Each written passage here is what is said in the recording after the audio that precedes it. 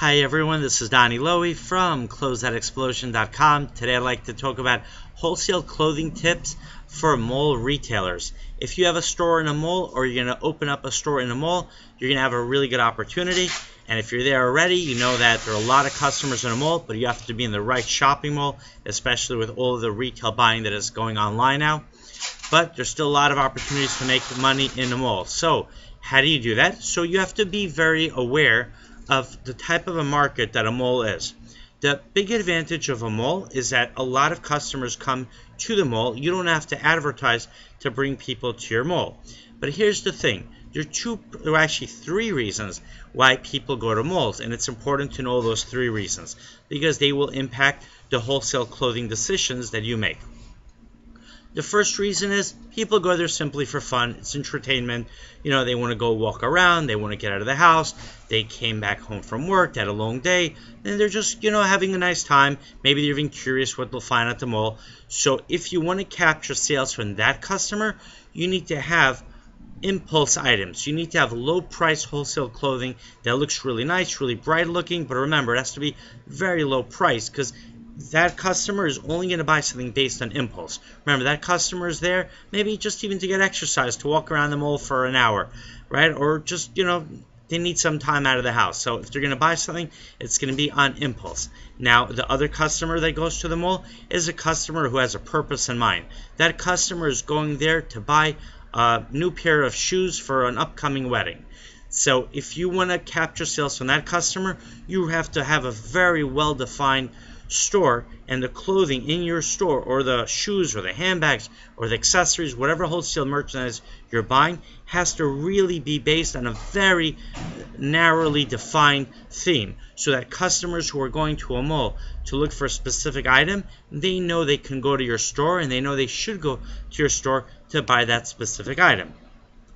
And now there's a third customer who goes to a mall. That customer is going to a mall because he or she is planning to shop at the anchor stores. Now, malls derive the majority of their traffic from people who are attracted to the mall or are going to the mall specifically to shop at the anchor tenants. Who are the anchor tenants? They could be Macy's, JCPenney's, right? It could be any very large retailer, Nordstrom, right, who attracts customers to the mall, right? Now, the challenge to sell to that customer is that if they are going specifically to that anchor tenant, right, they're going to Macy's, they're going to Sears, they're not looking to shop at your store. But that doesn't mean that you can't make money from that customer. The way you make money from that customer is you focus also on carrying brand name clothing, so that if a customer is going to the anchor tenant, if the customer is going to Sears because they want a brand name product, if you also carry brand name products, you're also going to be able to capture a sale that otherwise you would lose out to that tenant anchor. But here's the thing, you have to be careful not to sell the actual brand, I should say the proprietary brands that are owned by that tenant, because Sears or Macy's usually has a deal with the mall that no one else can sell their proprietary brands. So be aware what brands they sell and make sure that you're not buying the exact same wholesale clothing brands that they have an exclusive right to sell to. Now, this does not mean that you cannot sell Tahari. It doesn't mean you can't sell Jones New York.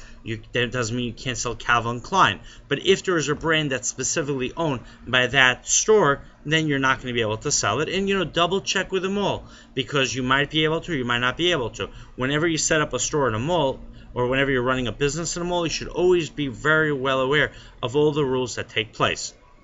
Now, when you have your clothing in your store, you want to have very bright signs and always have exciting sales going on. And the reason is because you want to catch customers on impulse. You want to attract customers to come in. If they see a really, nice, vibrant sign that says, buy 2 dresses today, get a 3rd dress for free, that's going to encourage them to come in.